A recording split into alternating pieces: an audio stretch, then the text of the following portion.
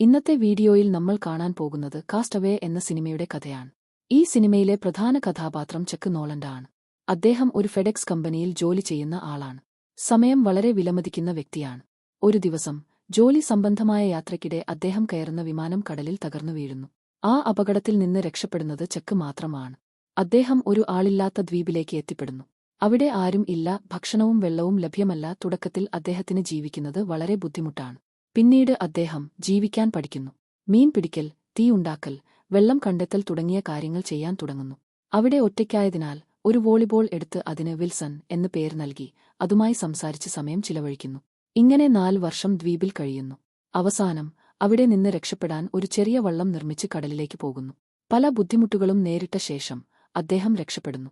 പക്ഷേ നാട്ടിലേക്ക് തിരികെ എത്തിയപ്പോൾ അദ്ദേഹത്തിന്റെ പഴയ ജീവിതം മാറിയതായി അദ്ദേഹം മനസ്സിലാക്കുന്നു.